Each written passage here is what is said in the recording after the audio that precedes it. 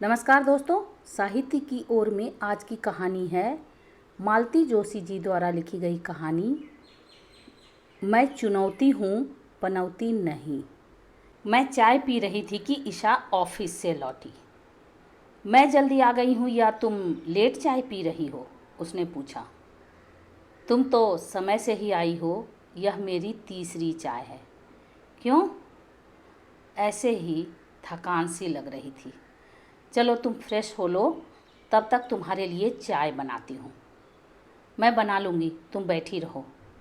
अब बना ही रही हो तो पापा की भी बना लेना, मैंने उसके लिए प्लेट लगाते हुए कहा। दीदी ने साथ में ढेर सी मिठाई बांध दी थी। शादी कैसी रही? चाय छानते हुए उसने पूछा। सुबह आप लोग आए तब मैं जाने की जल्दी में थी, पूछ नहीं पाई। शादी अच्छी ही रही, रॉयल शादी थी।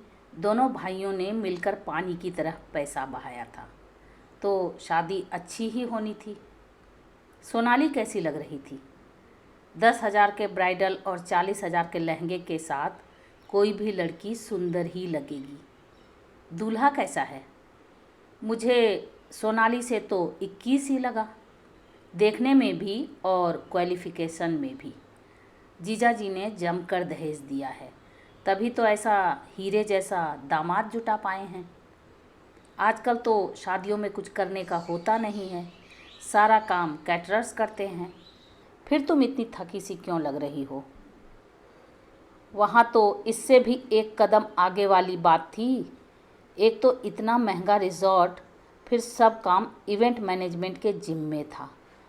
सिर्फ दूल्हा दुल्हन और गहने कपड़े हमारे थे, बाकी सारी व्यवस्था उनकी थी।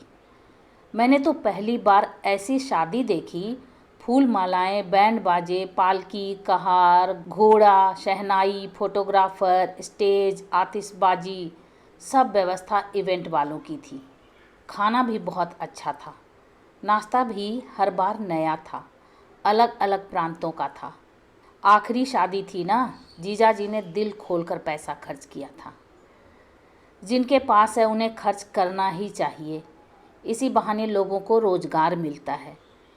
इतनी सुंदर शादी हुई है और तुम क्यों इतनी थकी थकी सी लग रही हो? सच कहूँ आजकल शादी ही क्यों, कहीं भी जाने का मन नहीं होता। क्यों? अरे हर जगह गहनों कपड़ों की नुमाइश होती है, ऐसे में अपने अभाव और उभर कर सामने आते हैं। माँ, तुम ही तो हम लोगों को बचपन से सिखाती रही हो कि अपने पास जो भी है उस पर गर्व करना चाहिए, कभी मन में कॉम्प्लेक्स लाना नहीं चाहिए। और तुम खुद कहने के लिए ये बातें ठीक लगती हैं, पर व्यवहार में लाना बहुत कठिन है, खासकर जब कोई सामने से टोक दे। इस बार तो तुम्हारी दोनों छोटी मौसियाँ हाथ धोकर पीछे पड़ गईं। दीदी, यह क्या बाबा आदम के ज़माने की बनारसी साड़ी पहन लेती हो? आजकल कोई पहनता भी है? अब तो बस डिजाइनर साड़ियों का चलन है। दोनों कहकर ही चुप नहीं हुई। कस्में दे देकर पूनम ने रिसेप्शन में अपनी साड़ी पहनाई और नीलम ने अपना सेट दिया। सच इतना बुरा लगा और शर्म भी आई। वह प्रसंग याद करके ही मेरा गला भर आया। मैं चुप हो गई। थोड़ी देर बाद उसास भरकर मैंने कहा, सिर्फ गहनों कपड़ों की बात नहीं है रे। घर में शादी लायक बच्चे होते हैं तो लोग उसके बारे में भी पूछते हैं। अब शुभम की शादी को ही ले लो, मुझे ऐसी डांट पड़ी है कि क्या बताऊं। बड़े भैया और दीदी ने खूब लताड़ा है मुझे। उन लोगों को बुला लेना था। सिर्फ तुम्हारे मामा मौसी ही तो नहीं हैं, रिश्तेदार और भी हैं। तुम्हारी बुआ हैं, दूर के सही चाचा हैं, सबको बुलाना पड़ता। फिर सबको कहाँ सुलाती, कहाँ बिठाती, क्या खिलाती, बताओ। सबसे बड़ी बात, जाते समय नेक स्वरूप हाथ में क्या रखती।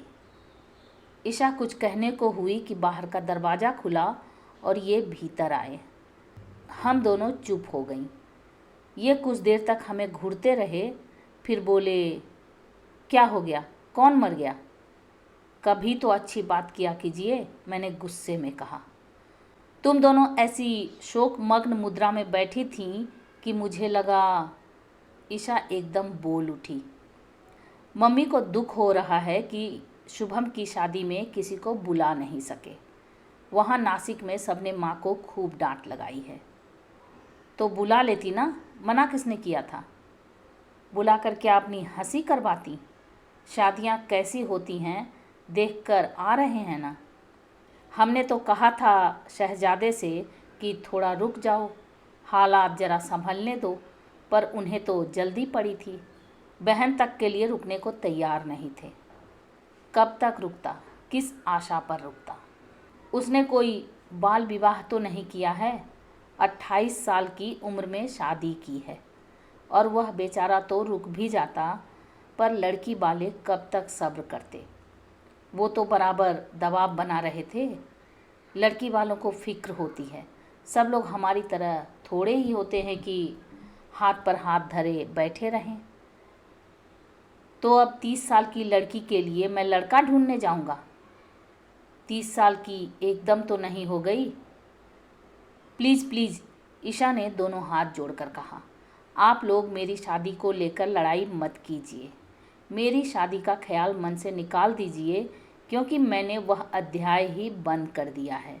कहते हुए वह अपने कमरे में चली गई और उसने दरवाज़ा बंद कर लिया। वाह, कितनी खुशी की बात है, आपके पैसे बच गए। चलिए रिलैक्स हो जाइए। पैसे पास में होंगे तो बचेंगे ना। तुम तो ऐसी पनौती बनकर आई हो कि एकदम ठन ठन गोपाल हो गया हूँ। क्या कहा आपने? वही जो अम्मा, ताई, चाची, बुआ वगैरह कहती रही हैं। क्या कहती रही हैं? यही कि अनुपम की बहू दरिद्र साथ लेकर आई है। ऐसे पैर पड़े हैं कि लक्ष्मी जी इस घर से रूठ गई हैं। उन्होंने कहा और आपने सुन लिया? तो क्या करता, झूठ थोड़े ही था वह। और वे कमरे में चले गए। मैं दोनों हाथों में सिर दिए देर तक वहीं बैठी रही। शाम को बेमन से ही सही खाना बनाना पड़ा और खाना भी पड़ा। ईशा तो मुंह जुठार कर उठ गई थी, पर एक रोटी लिए मैं बैठी रही। पहले उठ जाने से ये अपने आप को बहुत अपमानित महसूस करते हैं, इसलिए बैठना पड़ता है। ये अपना पूरा कोटा ख़त्म करके ही उठे। इनके उठ जाने के बाद मैंने रसोई समेटी, थोड़ा सुबह के खाने की तैयारी कर ली और फिर टेबल पर आकर बैठ गई। कमरे में जाने का मन ही नहीं हो रहा था। जानती थी इन्हें आप मेरी प्रतीक्षा होगी। 4-5 दिन प्रवास में जो निकल गए थे, पत्नी की इच्छा अनिच्छा की इन्होंने कभी परवाह नहीं की थी।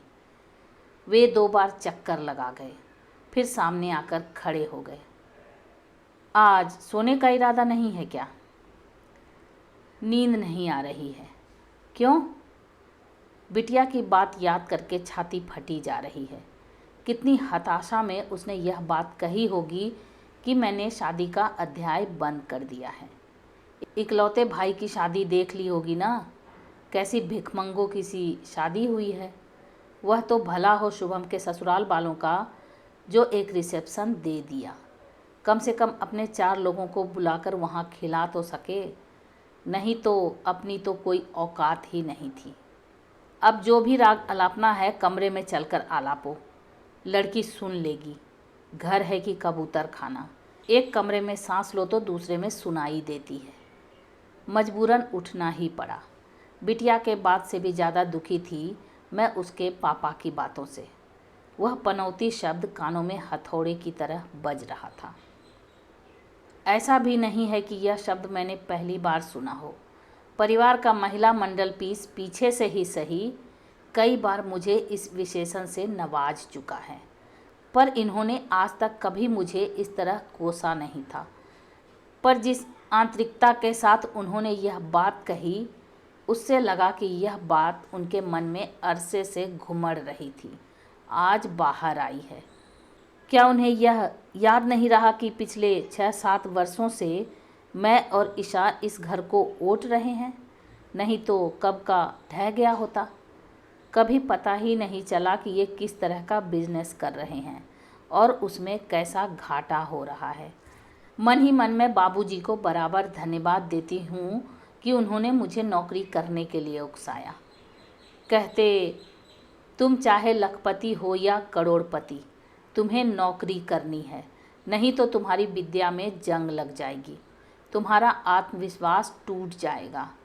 तुम किटी पार्टीज के लिए नहीं बनी हो।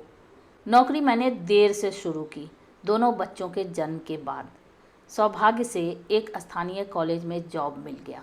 सरकारी नौकरी में ट्रांसफ़र का चक्कर रहता है, यहाँ कोई खतरा नहीं है। वेतन ज़रूर कम है, पर इस समय वही सबसे बड़ा सहारा है। दोनों बच्चों को मैंने अपने बलबूते पर पढ़ाया। बाहर जाने के लिए शुभम को स्कॉलरशिप मिली थी, पर उससे पूरा थोड़े ही पड़ता है। मुझे लोन लेना पड़ा। अब वह धीरे धीरे चुका रहा है। मैंने उसकी शादी के बाद उससे कह दिया कि अब इधर की चिंता मत करो, लोन चुकाओ और घर बार देखो। ईशा को शायद इसी बात का टेंशन रहा होगा। शादी के बाद शुभम का हाथ रुक गया है। कल को उसकी भी शादी हो गई तो इस घर का क्या होगा। अपनी ही सोच में डूबी मैं पता नहीं कितनी देर बुत बनी बैठी हुई थी कि सन्नाटे को भेदता इनका स्वर उभरा। अच्छा होता अगर तुम उस कंगले के साथ चली जाती। कौन कंगला?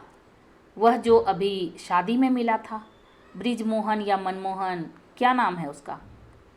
वह आदमी आपको कंगला नज़र आता है? जानते हैं, उसका मुंबई में 5 बेडरूम का फ्लैट है, पूना में बंगला है, नासिक के पास फार्म हाउस है, और जिस रिजॉर्ट में सोनाली की शादी हुई है वह उसी की मेहरबानी से मिला है। वह लाइव मेंबर है वहाँ का। होगा, आज वह धन्ना सेठ होगा, पर जिस समय तुम्हारा हाथ मांगने आया था तब तो कंगला ही था ना। यह आपको किसने बताया? तुम्हारे जीजा जी ने। तो सुनिए, वह हमारे यहाँ कभी नहीं आया था। जीजा जी का फुफेरा भाई है, इसलिए वह प्रस्ताव लेकर आए थे, पर उस समय उन लोगों की हालत बहुत खस्ता थी। 2 भाई पढ़ने वाले थे, एक बहन ब्याहने को थी। पिता थे नहीं, इसलिए बाबूजी ने इनकार कर दिया। हाँ, तुम्हारे बाबूजी ने कहा था कि ऐसे फटीचर लोगों की बारात मेरे दरवाजे नहीं आएगी। तो जीजा जी ने आपको यह भी बता दिया? समझ गई। जीजा जी बाबूजी की बात को मन में लेकर बैठ गए होंगे। आज इतने सालों बाद जब स्थितियां पलट गई हैं तो उन्हें अपनी खुन्नस निकालने का अच्छा मौका मिल गया। उनकी बात से इन्हें मुझे कोसने का अच्छा अवसर मिल गया। अब ये अपनी सारी हताशा मुझ पर उड़ेल रहे थे। बाबूजी ने सचमुच मेरे साथ बहुत बड़ा अन्याय किया। उसके घर ब्याही जाती तो कोई खास फर्क नहीं पड़ता, कड़का था थोड़ा और कड़का हो जाता बस। पर यहाँ तो मैं पूरी तरह बर्बाद ही हो गया ना। वह आदमी मिट्टी से सोना निकाल रहा है और यहाँ सोना भी मिट्टी हुआ जा रहा है। उसका हर बिजनेस फल फूल रहा है और यहाँ घाटे का रिकॉर्ड बन रहा है। वह हर शहर में बंगले बना रहा है, फार्म हाउस खरीद रहा है, और यहाँ ज़मीन बिक गई। तुम्हारी कृपा से बंगला भी गिरवी पड़ा हुआ है, इस दड़बे में गुजारा कर रहा हूँ। किसी को घर बुलाते भी शर्म आती है। पता नहीं क्यों तुम्हारे बाबूजी ने मेरे साथ ये नाइंसाफ़ी की, मुझे कहीं का नहीं छोड़ा। वे अनवरत बोलते जा रहे थे। उनका प्रलाप सुनकर मुझे तो डर लगा कि कहीं इन्हें दौरा तो नहीं पड़ा है। मैं सुन रही थी और रो रही थी। इनके जाने के बाद भी मेरे आंसू जारी थे। मैंने उन्हें रोकने की भी कोशिश नहीं की। मैं अब मन ही मन जीजा जी को कोस रही थी कि उन्होंने पता नहीं मुझसे किस जन्म की दुश्मनी निकाली थी। पता नहीं पति नाम के इस शख्स को क्या क्या बताया है कि वह अब ईर्ष्या में जल भुनकर खाक हो रहा है।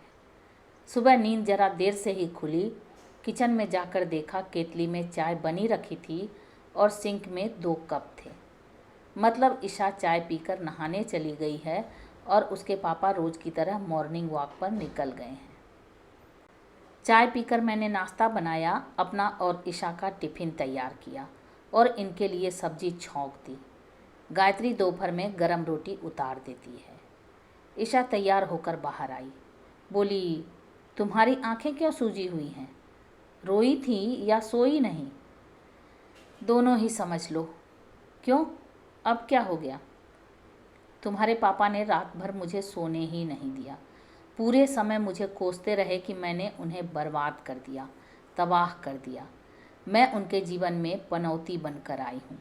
मेरे पैर घर में पड़ते ही लक्ष्मी रूठकर चली गई और भी ना जाने क्या क्या। वे कहते रहे और तुम सुनती रहीं, तो और क्या करती। जो सच है उसे तो स्वीकार ही करना पड़ता है ना। यह कौन सा सच है और तुम ऐसी बातों पर विश्वास करती हो? विश्वास करना पड़ता है बेटा, प्रत्यक्ष प्रमाण सामने जो है। जब मेरी शादी हुई थी तो इन लोगों की गणना रईसों में होती थी। चारों बहनों में सबसे ऊंचा घर मेरा था। बहनें रश्क करती थीं और अब देख लो। पर इसमें तुम्हारा क्या दोष है? दादाजी ने जो साम्राज्य खड़ा किया था उसे उनके सुपुत्र संभाल नहीं पाए। यह तुम्हारी गलती थोड़े ही है। यह 21वीं सदी है मम्मा, ऐसे दकियानूसी ढंग से मत सोचो। तुम चुपचाप सुन लेती हो, इसलिए सामने वाले का हौसला बढ़ जाता है। अपनी नाकामयाबियों के लिए वे तुम्हें जिम्मेदार ठहरा रहे हैं। इस इल्ज़ाम का जवाब दो, जवाब दो और जवाब मांगो। ईशा नाश्ता समाप्त कर उठी रही थी कि उसके पिताश्री आ गए। मैंने उनका भी नाश्ता लगा दिया। उनके टेबल पर आते ही ईशा बोली, पापा आपने मम्मी की आंखें देखी? रोज़ देखता हूँ। नहीं, आज देखिए, गौर से देखिए। वे सूजी हुई हैं। मम्मी रात भर रोती रही हैं। तो क्या आपने उन्हें रुलाया है? पापा आप ऐसा क्यों कर रहे हैं? अपना फ्रस्ट्रेशन मम्मी पर क्यों उतार रहे हैं? अपनी असफलताओं के लिए उन्हें क्यों दोष दे रहे हैं? इनका चेहरा एकदम लाल हो गया। बाप से बात करने का यह तरीका होता है?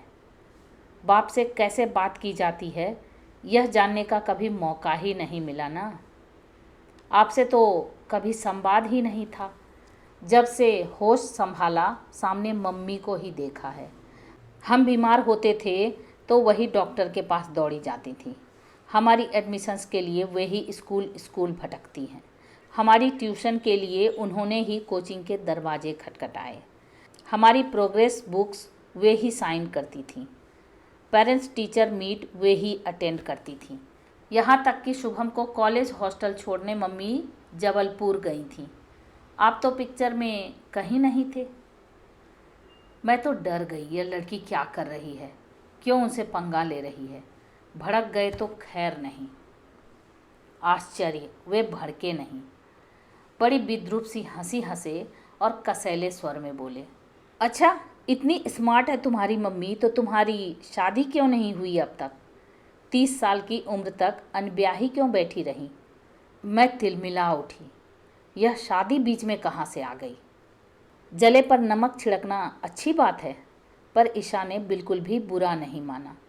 एक एक शब्द पर जोर देते हुए शांत स्वर में बोली, वह इसलिए पापा कि हिंदुस्तान में लड़के वाले चाहते हैं कि लड़की का बाप अगर जिंदा है तो वही आकर बात करे। बदतमीज लड़की। वे एकदम भड़क उठे। नाश्ते की प्लेट परे फेंककर वे एकदम खड़े हो गए। वे ईशा की ओर झपटे ही थे कि मैंने उनका हाथ थाम लिया। क्या कर रहे हैं? जवान लड़की पर हाथ उठा रहे हैं। करने दो मम्मी, बाप होने का कुछ तो फर्ज अदा करने दो। निकल जा मेरे घर से अभी, इसी वक्त, दफ़ा हो जा। वे ज़ोर से चीखे। मैंने हाथ पकड़ रखा था, इसलिए चीखने के सिवा और कुछ कर नहीं पाए। ईशा ने शांत भाव से कुर्सी की पीठ पर रखा अपना पर्स उठाया और बाय मम्मी कहते हुए चल पड़ी। मैं जैसे तंद्रा से जागी। बेटा, टिफ़िन लेकर उसके पीछे पीछे गई, तब तक अपनी एक्टिवा पर बैठकर फुर्र हो चुकी थी। मैं पत्थर बनी दरवाजे पर कुछ देर खड़ी रही, फिर कुर्सी पर आकर बैठ गई। रात के रुके हुए आंसू फिर एक बार बहने लगे। कुछ देर बाद ये सामने आकर खड़े हो गए। इतना मातम करने की ज़रूरत नहीं है, कमाऊ लड़की है, कैंटीन में खा लेगी। इतना गुस्सा आया मुझे। यह आदमी है कि पत्थर? कोई भी व्यक्ति इतना संवेदन शून्य कैसे हो सकता है? उस व्यक्ति के प्रति एकदम इतना तिरस्कार जागा मन में कि बात करने की इच्छा ही नहीं हुई। तैयार होकर जब निकली तो रोज़ की तरह उनसे यह भी नहीं कहा कि निकल रही हूँ, आप खाना खा लेना। आधे रास्ते में याद आया कि टिफ़िन भूल आई हूँ। कॉलेज पहुंचकर गायत्री को फ़ोन कर दिया कि दोनों टिफ़िन खाली करके खाना फ्रिज में रख देना। अच्छा था कि शनिवार था, बच्चों की छुट्टी थी तो पढ़ाने का टेंशन नहीं था। पर शनिवार को प्रिंसिपल मैडम इतने सारे फालतू काम निकाल देती हैं कि तबीयत पस्त हो जाती है। स्टाफ को मुफ्त में वेतन देना मैनेजमेंट को रास नहीं आता शायद। घर लौटी तो शरीर और मन दोनों से निढाल हो चुकी थी। खाने की प्लानिंग कर रही थी कि याद आया सुबह के सब्जी पराठे रखे तो हैं, दाल चावल गरम बना लूँगी। फिर मैंने 2 कप अच्छी चाय पी और थोड़ी जाकर लेट गई। मुझे आराम की सख्त ज़रूरत थी। शाम को किचन में गई तभी ईशा काम से लौटी। बोली, मम्मा मेरा खाना मत बनाना, मुझे भूख नहीं है। समझ गई कि सुबह की बात पर नाराज़ है। सोच लिया कि अभी कुछ नहीं कहूँगी, बाद में चुपचाप कमरे में खाना दे आऊँगी। कहूँगी कि अन्न पर गुस्सा नहीं निकालते, पाप लगता है। हम लोग खाने बैठे तो इन्होंने कहा, तुम्हारी लाडली अभी तक लौटी नहीं क्या? उसे भूख नहीं। उन्होंने थाली की ओर देखा और बोले, आज बासी ईद है कि बासी दशहरा? सुबह की ही तो सब्जी है, इसे बासी नहीं कहते, हमारे यहाँ तो कहते हैं। मैं समझ गया तुम्हारी लाडली को भूख क्यों नहीं है। खाना देखकर ही भाग गई होगी। कहीं ऐसा तो नहीं कि बिटिया को भूख नहीं है इसलिए तुमने कुछ बनाने की जहमत नहीं उठाई? गरम दाल चावल बनाए तो हैं, तो मुझे बस वही देना। मैंने निर्विकार भाव से उन्हें दाल चावल परोस दिए। यह नहीं कहा कि रुकिए अभी गरम फुलके उतार देती हूँ। अपने व्यवहार पर मुझे खुद आश्चर्य हो रहा था। हमने बस शुरू ही किया था कि दरवाजे की घंटी बजी। मैं उठने को थी कि ईशा कमरे से निकली। मम्मी तुम रुको, मैं देखती हूँ। वह भीतर आई तो उसके हाथ में कागज़ का बड़ा सा डिब्बा था। समझ गई पिज़्ज़ा मंगवाया होगा। मन ही मन खुशी भी हुई, लड़की भूखी नहीं रहेगी। लेकिन ये तुनक गए। दाल रोटी की भूख नहीं है रानी जी को, पिज़्ज़ा खाएंगी। मुझे ताव आ गया। यह सब आपकी ही मेहरबानी है। सुबह हुआ टिफ़िन छोड़कर चली गई थी, अब बाज़ार से मंगवा कर खा रही है। इसका कारण जानते हैं ना? सुबह आपने उसे घर से निकल जाने के लिए कहा था। कौन खुददार लड़की इसके बाद घर पर खाना खाएगी? इतनी नाक वाली है तो चली जाए ना और कहीं, यहाँ क्यों डटी हुई है? उसी समय ईशा शायद पानी लेने के लिए बाहर आई। मुझे डर हुआ कहीं उसने पापा की बात सुन तो नहीं ली। मेरा डर सच निकला। फ्रिज में से बोतल निकालकर वह टेबल के सामने आ खड़ी हुई और बोली, चिंता मत कीजिए पापा, जल्दी ही चली जाऊंगी। पर वो क्या है ना कि मकान हाट बाज़ार में नहीं मिलते, ढूंढने पड़ते हैं। ढंग का मकान मिलते ही आपका घर खाली कर दूंगी, इत्मीनान रखिए। तभी वह कमरे में चली गई और दरवाज़ा बंद कर लिया। ये संस्कार दिए हैं तुमने? ये दांत पीस कर बोले। लड़की हर बात की तुर्की बतुर्की जवाब दे रही है। जवान लड़की को घर से निकालना कौन से संस्कारों में आता है? अब तुम मुझे संस्कार सिखाओगी? ये थाली सरकाकर उठ खड़े हुए और सीधे अपने कमरे में चले गए। और कोई दिन होता तो मैं भी रोते कलपते उठ जाती, उन्हें मनाकर थाली पर ले आती, मनुहार करके खिलाती। पर मैंने आज ऐसा कुछ नहीं किया। मैं मज़े से बैठकर खाना खाती रही। मुझे सचमुच जोरों की भूख लगाई थी। कल रात कलह कलेश के मारे ठीक से खाया नहीं गया था। आज तो दिन भर उपवास ही हो गया था। मुझे इतना गुस्सा आ रहा था। एक तो सुबह से शाम तक घर में कॉलेज में खड़े रहो, फिर ऐन खाने के समय यह नौटंकी। चिढ़ आ रही थी मुझे। मैंने आराम से खाना खाया, इत्मीनान से रसोई समेटी, एक बार बिटिया के कमरे में झांक लिया, 20 मिनट टीवी देखा, फिर कमरे में प्रवेश किया। अपनी तरफ का बेड कवर हटाकर ये लेट गए थे। पूरा लबादा मेरी तरफ वाले हिस्से पर था। उसे तहाते हुए मैंने कहा, बेड कवर हटाने में कितनी देर लगती है? पर लोगों से वह भी नहीं होता। अब मैं तुम्हारा बिस्तर लगाऊंगा? ये तुनके। नहीं नहीं, आप यह छोटा काम क्यों करेंगे? आप तो राजकुमार हैं। वह क्या कहते हैं, बिगड़े की बिदके दिल शहजादे। क्या कहा? कुछ नहीं। आप सो जाइए, मुझे नींद नहीं आ रही है। बाबूजी की याद आ रही है, बल्कि उन पर गुस्सा आ रहा है। कल आप उन्हें कोस रहे थे, आज मैं कोस रही हूँ। ब्रजमोहन का रिश्ता क्यों लौटा दिया उन्होंने? आज वहाँ होती तो राज करती। सच, आपने उसकी बीवी को देखा था? उफ, क्या ठाठ थे, क्या जलवा था। हर फंक्शन पर साड़ियाँ तो खैर सभी बदल रही थी, पर ये मेम साहब हर साड़ी के साथ मैचिंग ज्वेलरी, पर्स और सैंडल्स भी बदल रही थी। एक आया हमेशा साथ रहती थी, ट्रे में उसके सेट वगैरह रख कर लाई थी। बालों में फूल टाँकती थी, सैंडल के स्ट्रेप्स तक बांधती थी। बिल्कुल रानी महारानियों के ठाठ थे उसके। और एक हम हैं जो सुबह से शाम तक खट रहे हैं, थैंकलेस जॉब। वह महिला रानी महारानियों का सा भाग्य लेकर आई है, तभी तो उसे भी राजा बना दिया।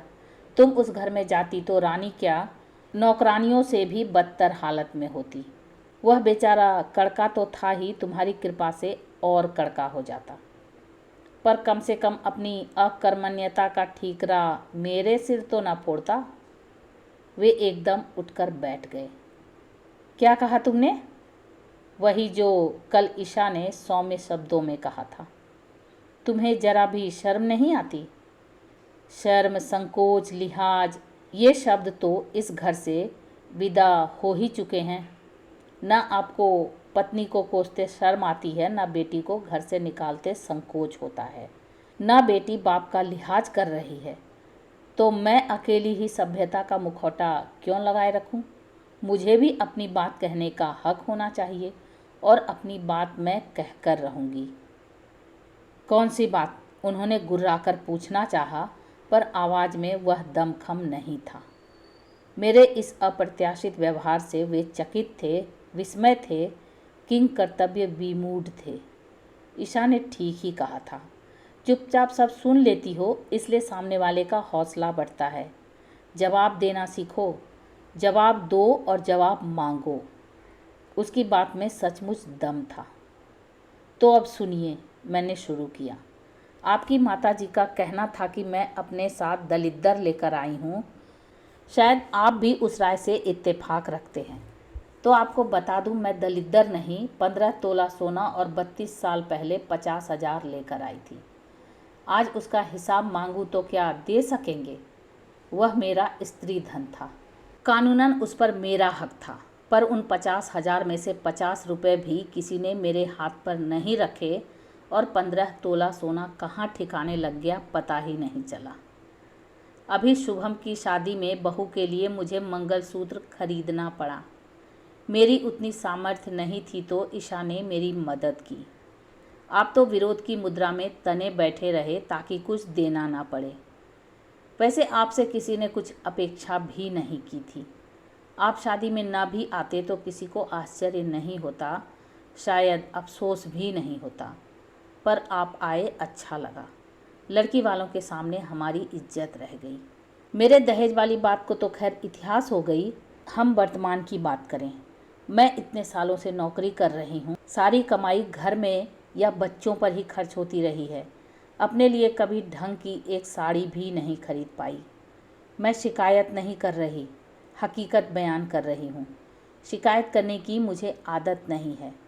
मैं भी संपन्न घर से आई थी। अभावों की मुझे भी आशा नहीं थी, पर मैंने परिस्थिति से समझौता कर लिया। चेहरे पर शिकन नहीं आने दी। अपने घर और बच्चों के लिए जो कुछ बन पड़ा किया, कर रही हूँ। मैंने कभी नहीं चाहा कि इसके लिए कोई कृतज्ञता ज्ञापन करे या धन्यवाद प्रस्ताव पारित हो, पर कम से कम मुझे पनौती जैसे विशेषणों से तो ना नवाजा जाए। It is too much to ask. ये मुँहबाए मुझे देखते ही रह गए। ऐसे धारा प्रवाह भाषण की उन्होंने मुझसे अपेक्षा नहीं की होगी। उन्हें क्या, खुद मुझे अपने पर आश्चर्य हो रहा था। एक साथ इतना बोलने के कारण थकान तो हो आई थी, पर बहुत हल्का लग रहा था। पता नहीं कितने दिनों से कितनी बातें मन पर बोझ बनी हुई थी, एक साथ बाहर निकल गई। अच्छा लगा। सुबह रोज की तरह आँख खुल गई। हाथ मुंह धोकर आई तो याद आया आज तो रविवार है। फिर लेट गई। बगल से आवाज़ आई, आज चाय वाय नहीं मिलेगी क्या? मॉर्निंग वॉक पर जाने से पहले इन्हें चाय ज़रूर चाहिए। अभी थोड़ी देर में बनाती हूँ, मैंने कहा और चादर सिर तक ओढ़ ली। दोबारा सोने का कोई इरादा नहीं था, पर नींद लग गई। पता नहीं कितनी देर सोती रही। दरवाज़ा खटखटाने की आवाज़ से नींद टूटी। उठकर देखा बाहर का नहीं, कोई बेडरूम का दरवाज़ा खटखटा रहा है। कौन है? मैं हूँ ईशा। तो दरवाज़ा क्यों तोड़ रही हो? भीतर आ जाओ। उसने धीरे से दरवाज़ा खोला और अंदर आ गई। इधर उधर देखते हुए उसने पूछा, तुम्हारी तबीयत तो ठीक है? क्यों, मेरी तबीयत को क्या हुआ? इतनी देर तक कभी सोती नहीं हो इसलिए पूछा। संडे मना रही थी। फिर उस पर एक नज़र डालते हुए पूछा, और तुम सुबह सुबह तैयार होकर कहाँ जा रही हो? सुबह नहीं है मम्मी, 10 बज रहे हैं। और फिर वह एक स्टूल खींचकर मेरे सामने बैठ गई। दरअसल मैं रत्ना के यहाँ शिफ्ट हो रही हूँ। अभी तो सिर्फ कपड़े लेकर जा रही हूँ, घर मिल जाएगा तब बाकी सामान ले जाऊँगी। तुम मेरे लिए किचन का एक सेट तैयार कर देना। ये एकदम उठ बैठे। इतनी खुद मुख्तार हो गई हो तुम, किसी से पूछने की भी ज़रूरत नहीं समझी? पूछने की ज़रूरत क्या है पापा, आप ही ने तो कल घर से निकल जाने का हुक्म दिया था। पापा उसे सिर्फ घूरते रह गए, क्या बोलते। कैसे जा रही हो? मैंने पूछा। टैक्सी से। तुम लोगों के उठने की राह देख रही थी, अब बुक कर देती हूँ। उसने जैसे ही मोबाइल निकाला मैंने उसके हाथों से छीन लिया। यह क्या कर रही हो? तुम कहीं नहीं जाओगी। मम्मी, रत्ना मेरा वेट कर रही होगी, उससे मैं निपट लूँगी। मम्मी, हमारे पास सिर्फ एक ही दिन होता है, संडे का। आज हम हाउस हंटिंग करने वाले हैं। कहा ना तुम कहीं नहीं जाओगी। ये क्या बचपना है मम्मी? बचपना मैं नहीं तुम कर रही हो, तुम्हारे पिता कर रहे हैं। अब मेरी बात ध्यान से सुनो। यह घर मेरा है, छोटा सही, किराए का सही, पर मेरा है। इस घर से किसी को निकालने का हक सिर्फ मेरा है। और मैंने तो तुम्हें जाने के लिए नहीं कहा। जिस दिन कहूँगी, जिस दिन घर से निकालूंगी, विधि विधान के साथ विदा करूँगी। वह मुँह फुलाए बैठी रही। अब जाओ और हम लोगों के लिए चाय बना कर ले आओ। कभी माँ की सेवा कर दिया करो, पुण्य लगेगा। वह पैर पटकते हुए चली गई। उसके जाते ही ये बोले, मकान मालकिन होने की धौंस दिखा रही हो तो क्या करूं? लड़की को घर छोड़कर जाने दूं ताकि शादी की सारी संभावनाएं ही खत्म हो जाएं, और धौंस जमाने की क्या ज़रूरत है? मकान मालकिन तो मैं हूँ ही। आप बार बार सुनाते हैं कि मेरी वजह से इस दड़बे, इस कबूतर खाने में गुजारा करना पड़ रहा है, तो इसे इस तरह सोचिए कि मेरी बदौलत छोटी ही सही सिर पर छत तो है। ईशा चाय देकर जाने लगी तो मैंने कहा, रुको, अभी और भी बात करनी है। वह मुंह फुलाकर स्टूल पर बैठ गई। चाय पीकर कप रखते हुए मैंने कहा, अब मेरी बात शांति से सुनो। वह जो कोई भी है उससे कहना कि बिजनेस में लगातार घाटा होने की वजह से पिताजी की मानसिक अवस्था ठीक नहीं है। माँ बात करेंगी तो चलेगा? मुझे पागल करार दे रही हो? वे गुर्राए। कुछ तो कारण बताना पड़ेगा ना, नहीं तो लड़की अनब्याही रह जाएगी। हाँ तो बेटा, मेरी बात समझ रही हो ना? नहीं मम्मी, मेरी समझ में कुछ नहीं आ रहा। पता नहीं किसके बारे में बात कर रही हो। बेटा, माँ हूँ मैं तुम्हारी, तुम्हें आईने की तरह साफ पढ़ सकती हूँ। उस दिन तुमने पापा के सामने कहा था कि लड़के वाले चाहते हैं कि लड़की का बाप आकर बात करे। जिस तड़प के साथ तुमने यह बात कही थी, मैं समझ गई थी कि कहीं कोई है। तो बेटा, अब उस शख्स को जल्दी से घर बुला लो। घर ना बुलाना चाहो तो हम रत्ना के यहाँ मिल लेंगे, नहीं तो किसी होटल में मीटिंग रख लेते हैं। मम्मी, मैंने कहा था ना कि वह अध्याय बंद कर दिया है। हाँ कहा था, पर यह तुम नहीं, तुम्हारी हताशा बोल रही थी। छोटे भाई की शादी पहले हो जाने से शायद तुम डिप्रेशन में आ गई थी, पर इतना हताश होने की ज़रूरत नहीं है। 30 की उम्र कोई बहुत ज़्यादा नहीं होती। आजकल आम शादियां इस उम्र में होती हैं। हमारा 18-20 साल वाला ज़माना गया। हाँ, पर अब इससे ज़्यादा देर नहीं होनी चाहिए।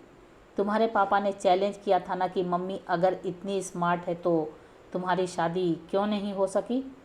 तो अब हम उस चैलेंज को स्वीकार करते हैं और जल्दी से जल्दी तुम्हारे हाथ पीले करते हैं। अब जाओ और अपना सामान वापस कमरे में रखो। मैं अभी नाश्ता बनाती हूँ, फिर चाहे तो संडे मनाने के लिए रत्ना के यहाँ चली जाना। हाँ, और यह लो अपना फ़ोन।